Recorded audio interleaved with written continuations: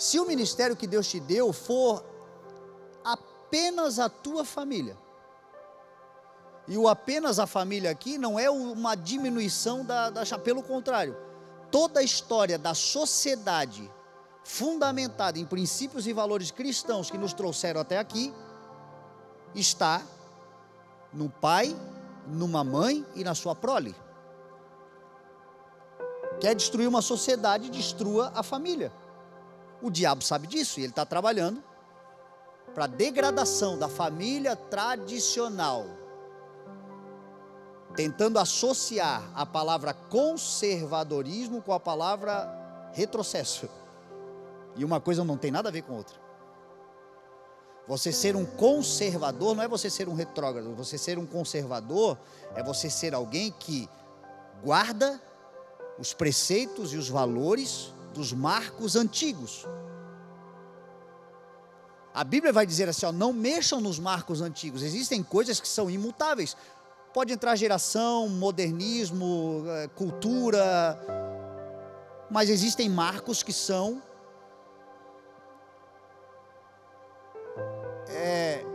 imutáveis. Por quê? Porque nos garantem. E existem coisas que podem mudar com o avanço da sociedade, mas o conservador, ele não é o cara que diz assim, descarta e muda. Ele é o cara que antes de mudar qualquer coisa, ele não é um cara fechado a mudanças, mas ele é uma pessoa que antes de mudar qualquer coisa, ele faz conta. Ele faz um cálculo. Ele para avaliar se vale a pena mesmo. Se é de fato uma evolução que ele vai fazer, ou se é um retrocesso. A diferença do conservador para o progressista, muitas vezes está no sentimento, na emoção. Um é emocional, o outro é racional. O progressismo muitas vezes, e é isso que eles vendem o instantâneo, o imediato, a emoção. Está afim? Dá prazer? Faça. Eu tenho uma mensagem que eu prego: se você quiser ser um vencedor, na área que for, você vai ter que aprender a dizer muito mais nãos do que sims. Porque se você for dizer sim para tudo que você tem vontade, pelo menos eu sei o quão doido eu sou. Eu me acabo ali na frente se eu disser sim para tudo que eu tenho vontade. Eu tenho que estar o tempo todo negando. E eu acho que eu sou assim porque eu tenho o Espírito de Deus. Porque Jesus disse assim, quem quiser vir após mim, aprove-se a si mesmo, negue-se a si mesmo. A negação de si mesmo é segurança. Então o conservador, ele é esse cara, ele avalia, ele é racional, e para o que o mundo oferece, a maior parte das coisas é para dizer não mesmo. E aquilo que realmente for evolução, crescimento, desenvolvimento, fortalecimento de marcos antigos, enfim, ok? Então ele não é um cara retrógrado. Só que o inimigo trabalha nessa forma. Então a família talvez seja um ministério que Deus te deu, e se foi só este o ministério, talvez você esteja criando filhos que vão mudar a história de nações, e que precisam ser instruídos no caminho que devem andar. E o teu grande ministério vai ser sentar e ver lá na frente que você não foi muito longe, mas os teus filhos voaram, graças à tua dedicação. Então,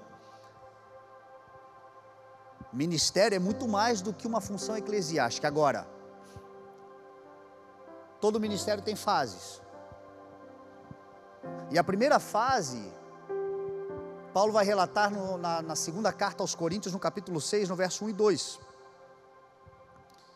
Ele vai dizer assim: eu rogo a vocês para que vocês não recebam inutilmente a graça de Deus. Porque foi isto que ele disse: eu o ouvi no dia favorável e o auxiliei no dia da salvação. Qual é a primeira etapa de um ministério de Deus na vida de alguém? Não tornar inútil a graça de Deus. Quando é que eu torno inútil a graça de Deus? Quando a graça de Deus na minha vida não passa do plano da salvação. E já é extraordinário isso. Mas se ficar só nisto, eu inutilizo a boa obra que começou, mas que não vai terminar. Quando a vontade do Senhor é aquele que começou a boa obra, haverá de completá-la. Então a boa obra do Senhor na nossa vida começa na manifestação da graça, como disse Paulo em Efésios capítulo 2, verso 8. Vocês são salvos pela graça, por meio da fé. Isto não vem de vós, é dom de Deus, não por obras para que ninguém se glorie. Então a graça de Deus não é nem um conceito, é uma pessoa. Cristo é a graça. E Cristo se manifesta em salvação. O primeiro efeito da graça de Deus é a redenção, justificação, livre de toda condenação. Mas é verdade que muita gente nunca vai viver um ministério porque parou aí. Se Jesus voltar, está salvo. E glória a Deus. Melhor ser faxineiro no céu do que rei no inferno, não é verdade? Então eu não estou colocando aqui em dúvida salvação. Salvação é um dom, é um presente que Deus deu. E Deus não é o amigo que dá um presente às vezes e toma depois lá na frente, né? Está dado. É um presente. Você pode perder esse presente? Você pode jogar fora? Creio que sim, numa negação, se for capaz de negar aquilo que te habitou enfim, também não estou aqui para julgar a salvação. Mas a palavra do Senhor está ensinando que, apesar de ser salvo, eu posso tornar inútil a graça. Quando? Quando eu não deixo ela progredir. E Tito ouviu de Paulo o que é a progressão da graça. No capítulo 2 da carta de Paulo a Tito, ele vai dizer assim: pois a graça de Deus manifestou-se salvadora a todos os homens. Primeiro ponto da graça. Segundo ponto, e ela nos instrui, nos ensina a renunciar à impiedade e às paixões mundanas e a vivermos de forma sensata, justa e piedosa nesta era presente, enquanto aguardamos a grande esperança, a gloriosa manifestação do nosso grande Deus e Salvador Jesus Cristo. Então a graça que salva, ela se coloca também à disposição de ser uma professora. E quando eu não permito que Jesus, que é Salvador, se torne o Senhor, eu vou anulando a graça do Senhor. Eu vou tornando ela inútil. Estou salvo, mas eu não permito o ensino. Estou salvo, mas eu não permito o discipulado. Estou salvo, mas eu não permito que o Senhor me ensine a viver de maneira justa, piedosa, sensata, não no tempo que virá, mas no tempo que eu já vivo, nesta era presente, enquanto eu aguardo a bendita esperança, a maravilhosa, grandiosa manifestação do Senhor. Enquanto estamos aguardando, tem alguém aqui aguardando a manifestação da glória do grande Deus e Salvador Jesus Cristo? Tem alguém aqui que tem essa esperança no coração, bendita? Enquanto eu aguardo, eu tenho uma missão. Uma vez salvo, deixar-me ser ensinado constantemente pela professora chamada graça. Aliás, Jesus já disse, né? A ninguém chameis de mestre, vocês só têm um mestre. Quem é? É Ele, a graça. Graça e verdade vieram por Jesus Cristo.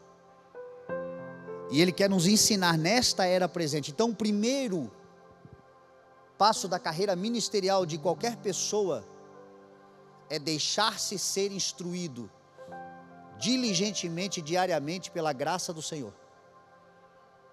para que Ele te ensine a viver no ministério que Ele te deu, de maneira justa, sensata e piedosa. E não vai começar amanhã não. O Senhor tem pressa, Ele já quer que você faça nesse momento presente. Ontem nós estivemos lá em Blumenau e foi um sacode. Blumenau ontem fazia tempo assim que eu, Fernando, né, não era tão ministrado de realmente assim abrir o coração para a ministração da palavra no meu coração, dentro dessa casa, porque aqui a gente está sempre servindo, né?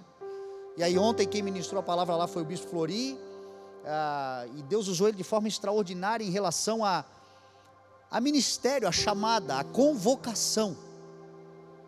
E para mim foi muito forte, porque o bispo trouxe uma mensagem que a gente está andando sobre ela o ano todo, o ID, o envia-nos. A necessidade de nos colocarmos à disposição do Senhor para a propagação do Evangelho. E no final ele fez ali uma oração e veio quase toda a igreja para frente, se colocando à disposição desse lugar em Deus. E um dos que foram lá na frente assim, estava muito emocionado, muito tomado, foi meu filho, o Bernardo, o mais velho. E aí no final do culto ele veio falar comigo: pai, meu Deus, eu sinto que eu preciso, mas eu não sei como fazer. Eu preciso, mas eu não sei por onde começar, eu não sei o que Deus quer. E eu disse a ele: filho, faz 21 anos que eu te dou um conselho, e eu só vou repetir ele. Eu creio que você está bem sensível agora para entender, e de uma vez começar a fazer, e você vai começar a receber do Senhor toda a revelação quanto a o que fazer.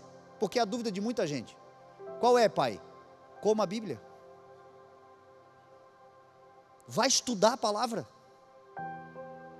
porque o Espírito nos faz lembrar daquilo que Jesus ensinou, e o Senhor nos usa na medida da competência e da capacidade que nós temos, e Ele vai andar segundo a palavra do Senhor. Então quanto mais Bíblia você tiver no teu coração, quanto mais conhecimento da verdade da palavra, mais compreensão você terá do coração e do caráter de Deus, e mais você vai poder ser um instrumento na mão de Deus. Então, se você ainda não tem um ministério específico, eu ainda não sei o que Deus quer, então te prepara, porque a Bíblia diz assim, procure apresentar-se ao Senhor como obreiro aprovado. Não é que a gente vai se apresentar para Deus aprovar, a gente já se apresenta aprovado. E qual é o sinônimo de aprovação? Como um obreiro que não tem do que se envergonhar, mas que maneja corretamente a palavra do Senhor. Repito, foi uma empresa que Deus te deu? A sabedoria para exercer esse ministério está na palavra? Foi paternidade? Está na palavra? É amizade? Está na palavra? É pastoreio? Está na palavra? É evangelismo? Está na palavra? Seja o que for. E o tempo que a gente não sabe exatamente o que a gente precisa fazer, a gente tem que ter conhecimento para quando a hora chegar, é a palavra que vai ser manifestada. O conhecimento. Eu me lembro quando o Senhor me chamou, eu passei meses, eu li a Bíblia inteira em 3 meses. Num ano eu li a Bíblia inteira 3 vezes. Nas primeiras semanas e meses ali, os primeiros 3 meses que o pai havia falecido, os meus amigos, Fabiano, a Elisa, a preocupação deles é que eu iria me suicidar. Porque na cabeça deles, eles acharam: o Fernando está mal, está depressivo, porque eu me tranquei em casa e não saía mais de casa.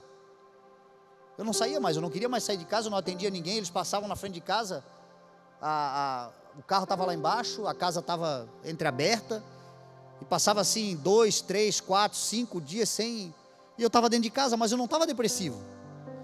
Eu comia, tomava banho e lia a Bíblia, comia, tomava banho e lia a Bíblia, comia, tomava banho e lia a Bíblia, e eu só queria ler a Bíblia, e foi um impulso do Espírito, porque o Senhor estava com pressa, o Senhor queria me transformar num pregador rapidamente, então eu precisava o quê?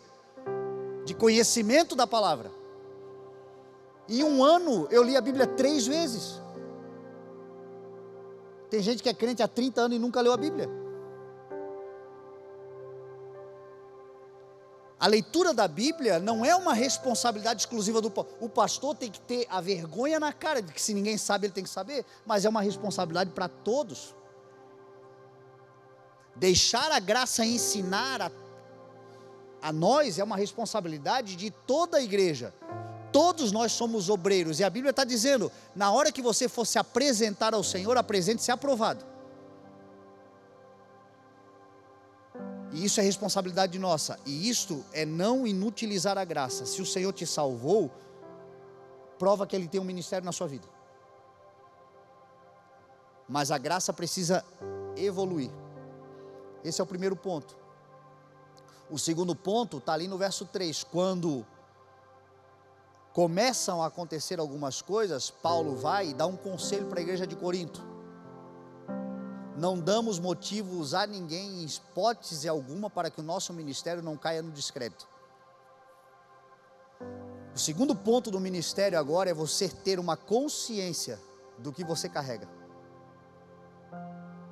E um temor e tremor pelo que você recebeu de confiança.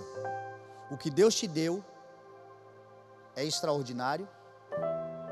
O que Deus te deu é incomparável, o que Deus te deu é valioso, o que Deus te deu é eterno. O que Deus entregou na minha mão é algo que eu preciso ter medo de perder.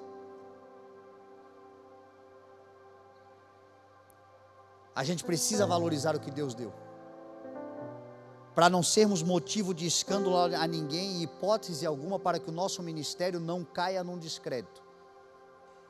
Eu sempre falo às pessoas, quem anda com Deus será muitas vezes acusado, muitas vezes vão inventar coisas ao teu respeito, muitas vezes. Jesus ia pregando e eles, não tendo o que falar, inventavam. Mas enquanto inventam, não tem problema nenhum. Importa é quando é verdade. Você não precisa se preocupar com acusações, com palavras que lançam ao teu respeito. Você não precisa se preocupar com calúnia, com difamação. Pelo contrário, a calúnia, a difamação, a invenção, falar de você coisas que não são verdades, é inclusive um símbolo de Deus na sua vida. Porque Jesus disse assim, ó, ai de vocês quando todos falarem bem de vocês.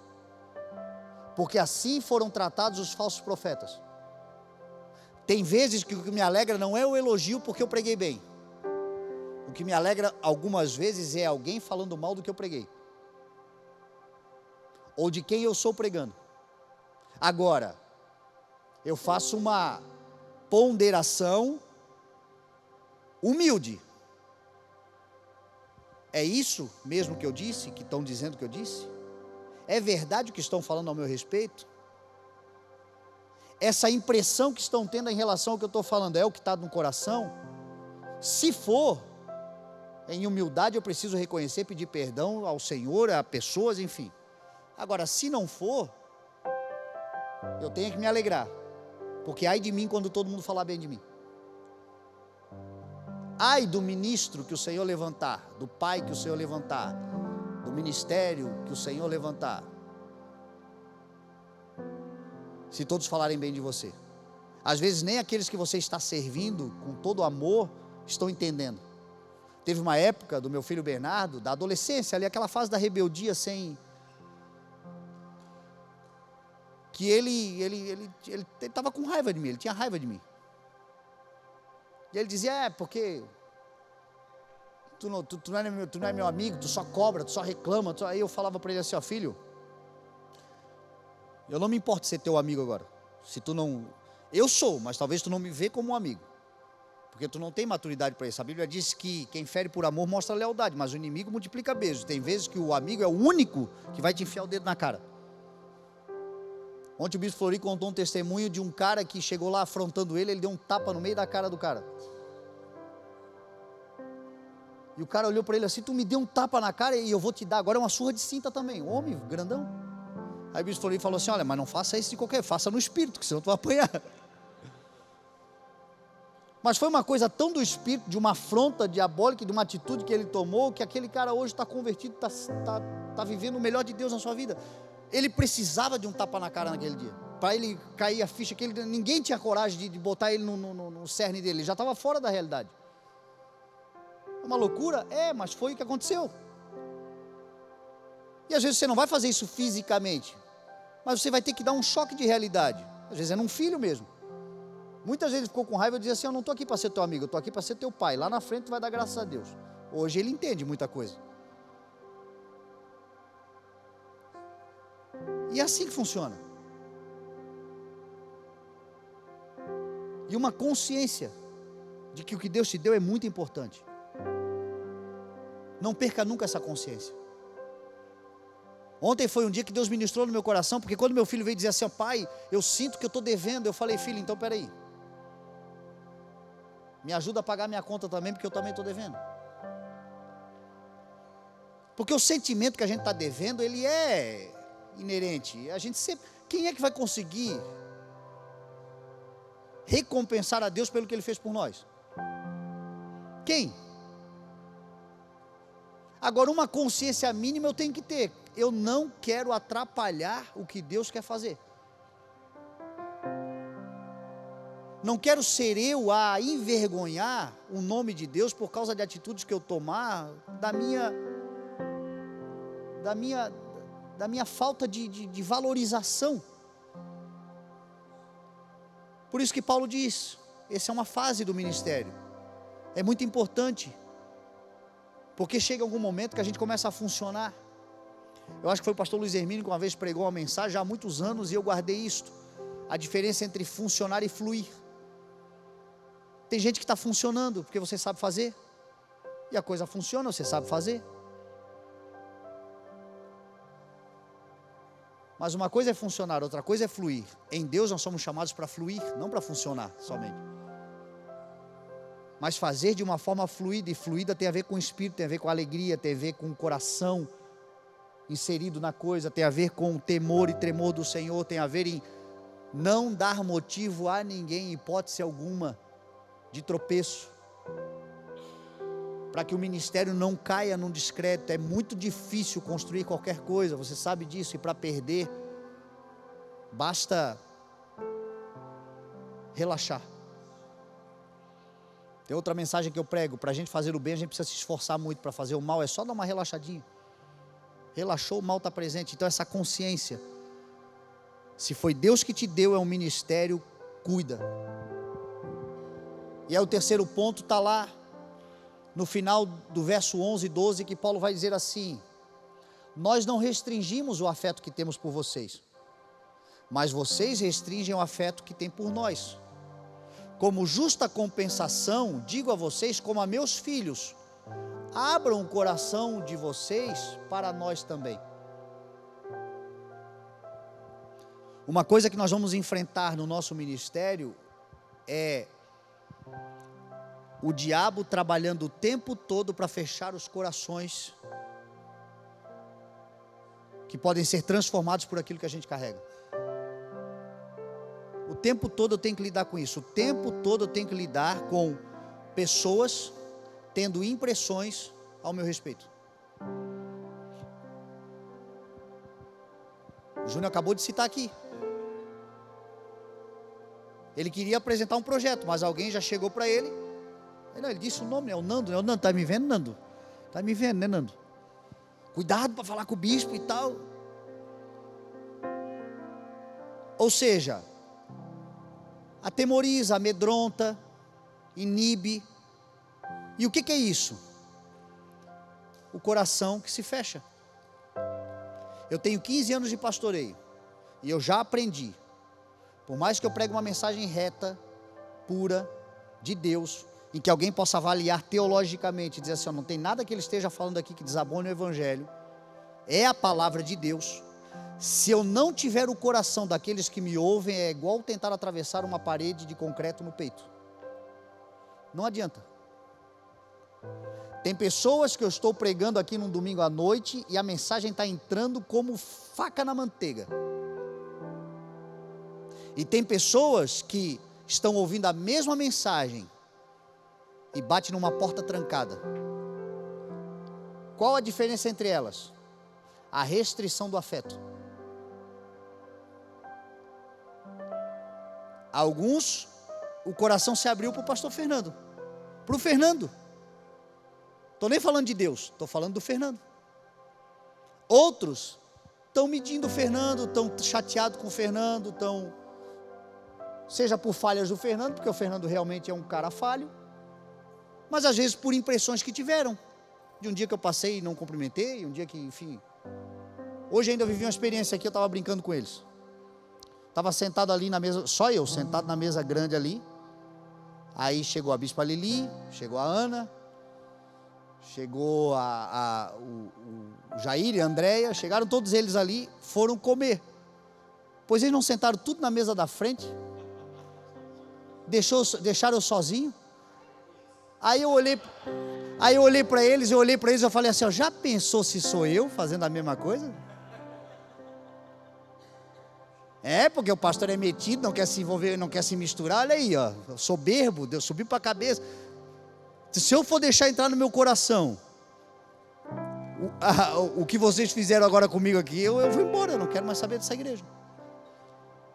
Mas ninguém fez por mal, eles estavam ali conversando, é para você ver como é. Como a gente também não faz por mal. Ó. A gente vai nas festas, casamento, formatura. Quando a gente percebe, um vai sentando ali, outro senta lá, e nós ficamos sozinhos no meio. Eu sei que não é rejeição, as pessoas têm vergonha mesmo, vão se sentindo assim tímidas, não sei o quê, tem medo de falar alguma coisa, a gente, certo, sei lá, mas tudo isso o que é? Restrição de afeto. Não conhecem o nosso coração, ouviram falar coisas, e Paulo está dizendo assim, ó, como uma justa compensação, porque nós não restringimos o afeto.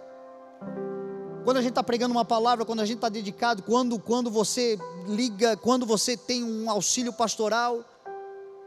Semana passada nós tivemos a perda do bebê do Josué e da Fran. 2 semanas para nascer. Perderam um bebê. Foi num domingo. A gente foi para o hospital, a gente fez de tudo para entrar, conseguimos entrar. Eu não tinha outro lugar para estar, senão aqui na igreja, senão lá com eles. Eu tinha que estar lá. Eu não posso restringir o afeto numa hora de que eu não tinha nem palavra para dar para eles. Eu cheguei lá só para chorar com quem estava chorando. Mas eu tinha que estar lá. Mas talvez alguém já com o coração fechado, pois é, né? Mas a igreja não vem. Não sabe o que a gente está fazendo. As pessoas sempre estão tendo E Paulo está dizendo assim, ó, cuidado, não restringam o afeto. Porque o afeto é o agente catalisador para que o poder de Deus que está em nós se manifeste através de nós. Se você não tiver afeto por quem você ouve, por quem quer entrar no seu coração, você vai perder. Você não vai ser ministrado, seja pelo teu pastor, seja pela tua esposa, pelo teu marido. Onde é que o diabo trabalha? O que o diabo faz para separar um casal? Ele fecha o coração, ele restringe o afeto, começa a restringir o afeto, começa a restringir a intimidade, começa a restringir. Hoje não, sexo começa a virar prêmio ou punição. Ou é um prêmio porque está fazendo tudo do jeito que eu mando, ou é uma punição, não vai ter porque restringe o afeto. Aí Paulo vai dizer lá na primeira carta aos Coríntios, capítulo 7, não se restringam um ao outro, a não ser por mútuo consentimento e durante certo tempo, pouco tempo, apenas para se dedicarem à oração, depois unam-se de novo, para que o diabo não os tente por não terem domínio próprio. Olha o que Paulo está dizendo, a única restrição de afeto, sexual mesmo, que um casal tem que ter, é em mútuo consentimento. Os dois têm que querer orar, porque às vezes um está a fim de orar, o outro está a fim de transar só. Os dois têm que estar a fim de orar. E não pode ser uma oração muito longa, não vai fazer jejum de 3 dias, de 40 dias, é pouco tempinho, porque o maior louvor e culto que vocês podem fazer ao Senhor é tornando-se um só. Devia ter dado um glória a Deus, né? Restrição de afeto. Aí o diabo começa a trabalhar. Restringe o afeto do pai com o filho, do filho com o pai. Pode ver, sempre restrição. E na igreja é a mesma coisa. Restringe o afeto. A gente cuidando muito e tendo a consciência, a gente já vai ferir um ao outro. A gente fere. Mas ainda assim, quando você conhece o coração, você sabe que é personalidade. Cara, o cara é meio grosso mesmo, é da cabeça, às vezes já veio de lá atravessado, tem nem a ver contigo. E os mais íntimos é quem mais sofre, às vezes, que a gente transfere, né? A bronca, né? Está com raiva de outra coisa e bate em quem está perto. Mas o desafio é não restringir o afeto. Se a gente tiver uma igreja em que o afeto é mútuo, seja daqui para lá, de lá para cá, o poder de Deus é garantido. A palavra de Deus é viva, eficaz e poderosa. As coisas acontecem. Então aprenda a lidar com isso. São 3 estágios do teu ministério. O primeiro é ser ensinável. O tempo todo. Repito, ontem eu fui tremendamente ministrado por Deus. Eu sei que não foi a última. Ai de mim se essa foi a última. Eu preciso de ser ministrado todo dia também. Mas eu tenho que ter o meu coração ensinável. Eu tenho que sentar para ouvir. Eu tenho que estar disposto a prestar atenção. Eu tenho que zelar pelo que Deus me deu. Se for pouco, ainda que seja pouco, zele. Porque o pouco de Deus é muito valioso. O pouco de Deus vale muito mais do que qualquer muito da terra. Pode ter certeza disso. Zele. E não restrinja afeto. E trabalhe. Trabalhe. Para minimizar. Em identificando essas situações, minimizar rapidamente. Porque o que você carrega precisa entrar em corações, mas os corações precisam estar abertos. Então cuida, tem coisas que a gente tem que cuidar mesmo. Determinadas falas, jeito que a gente tem, comportamento, a gente tem que estar sempre fazendo uma autoavaliação. Mas também sempre atento, porque o diabo está sempre trabalhando. As pessoas que mais precisam da ministração que você tem no teu coração, na tua vida, na tua boca, são pessoas que o diabo está trabalhando todo dia para se fecharem para você. Dos sinais que eu percebo de gente que Deus me levantou para ser um instrumento na vida dessas pessoas é como elas são sensíveis. O tempo todo elas são atacadas pelo Satanás para se voltarem contra mim. O tempo todo. Eu preciso estar atento a isso. E elas precisam entender que esses ataques são diabólicos. Para parar de uma vez por todas com essa palhaçada. No mesmo dia, me ama e me odeia 10 vezes. Será que você não está entendendo que é o diabo? E eu também estar atento, enquanto essa pessoa não entendeu, não discerniu, esforçar-me para provar para ela que eu não sou isso que ela está achando. Porque eu também tenho que me importar. Mas entenda isso. Você vai passar por isso, seja daqui para lá ou de lá para cá. Porque no ministério que você tem, que eu estou aqui compartilhando coisas que eu vivo, você vai viver igualzinho também, seja onde for. Você vai viver as mesmas coisas. Mas nós temos as ferramentas para vencer igualmente, como mais que vencedores, como nós todos somos em nome de Jesus. Amém?